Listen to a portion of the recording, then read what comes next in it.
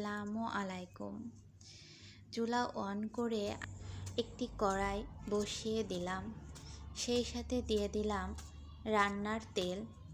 তেলটা গরম হলে আমি গোটা জিরা দিয়ে কিছু চিংড়ি মাছ দিয়ে হলুদ, লবণ আর ঝালের গুঁড়ো দিয়ে একটু তেলে ভেজে নিচ্ছি। এই ফাঁকে আমি কাঁচামরিচগুলো 2 ফালি করে কেটে নিচ্ছি।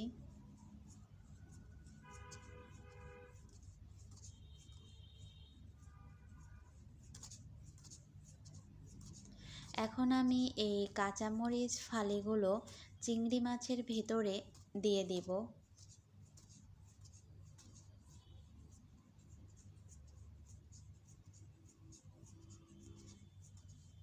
এবার আমি পেঁয়াজ, রসুন, আদা একসঙ্গে পেস্ট করা দিয়ে দিলাম, দিয়ে একটু নাড়িয়ে নিব। তারপর দিয়ে দিলাম গরম মশলার গুঁড়ো আর ভাজা জিরার গুঁড়ো, একটু ধনিয়ার গুঁড়ো, সামান্য পরিমাণে হলুদ দিয়ে একটু পানি দিয়ে আমি চিংড়ি মাছগুলো একটু রান্না করে নিব। এখন আমি দিয়ে দিলাম মিষ্টি কুমড়ো আর পেঁপে দিয়ে খুব ভালো করে মিশিয়ে নিব। মিষ্টি কুমড়ো আর পেঁপেটা যতক্ষণ কষাবো তার জন্য আমি আরেকটি চুলায় ওটা বসিয়ে দিলাম, আর এই চুলাতে আমি গরম পানি বসিয়ে দিলাম। তার ভিতরে খানিকটা লবণ দিয়ে দিলাম। যখন পানিটা খুব ভালোভাবে গরম হয়ে যাবে তখন আমি এর ভিতরে মাছ দিয়ে দিব।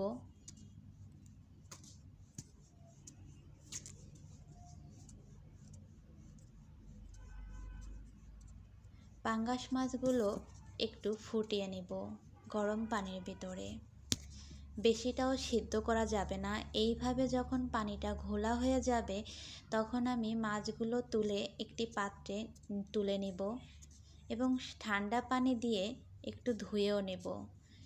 ভিডিওর ভিতরে সেটা আমার স্কিপ হয়ে গেছে, আমি দেখাতে পারিনি। এখন আমি হলুদের গুঁড়া, লবণ, লেবু আর সরিষার তেল দিয়ে ভালোভাবে মাখিয়ে নিব।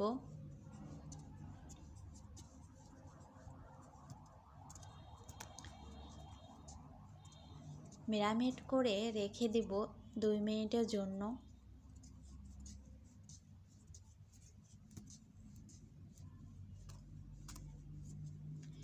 চুলায় একটি কড়াই বসিয়ে কিছুটা তেল দিয়ে দিলাম।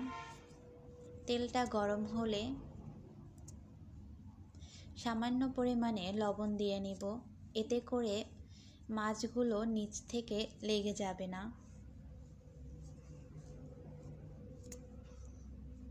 এবার আমি মাছগুলো ভেজে নিব। অন্যদিকে আমি আমার সেই কুমড়ো আর পেঁপে বসিয়ে দেওয়াটা একটু নাড়িয়ে নিলাম।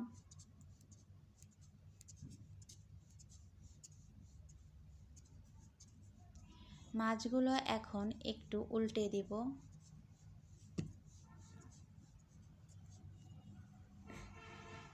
লবণ দেওয়ার কারণে মাছটা নিচে থেকে লেগে যায় না আর খুব সহজেই তোলা যায়।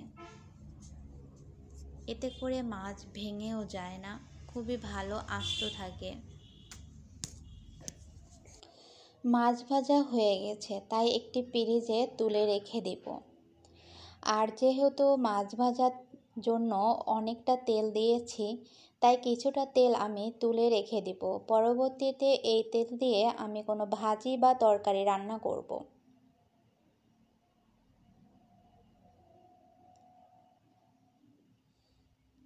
এখন আমি তেলের ভিতরে 2টি শুকনো মরিচ আর একটি তেজপাতা দিয়ে দিব।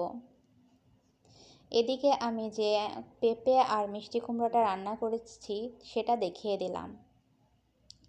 একটু নাড়িয়ে আমি একটি পেঁয়াজ, একটি রসুন আর একটু আদা বেটে রেখেছিলাম সেটা দিয়ে দিলাম। একটু কষিয়ে নেব।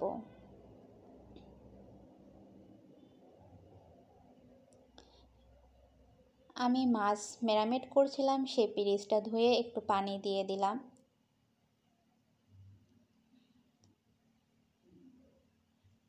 আমি হলুদের গুঁড়া, মরিচের গুঁড়া, গরম মশলার গুঁড়া, ধনিয়ার গুঁড়া এবং জিরার গুঁড়া দিয়ে দিলাম।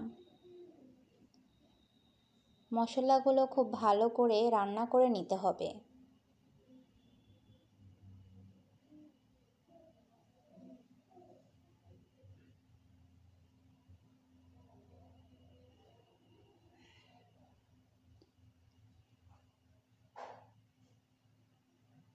খুব ভালো করে মশলাগুলো রান্না করা হয়ে গেলে ঝোলের জন্য পানি দিয়ে দিতে হবে।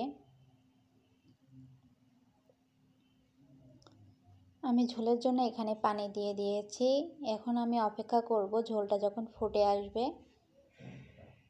এদিকে আমার পেঁপে তরকারিটা হয়ে গেছে, আমি নামিয়ে নিয়েছি। আমি এখন ঝোলটা যখন ফুটে গেছে তখন আমি মাছগুলো দিয়ে দিলাম। মাছটা দিয়ে আমি কিছু সময় অপেক্ষা করব পানিটা শুকিয়ে এই রকম পর্যায়ে চলে আসার জন্য। উপরে কিছুটা তেল চলে আসবে, তখন চুলাটা অফ করে পরিবেশন করতে হবে। এইভাবে পাঙ্গাস মাছ ভুনা করলে খুবই খেতে মজা হয়।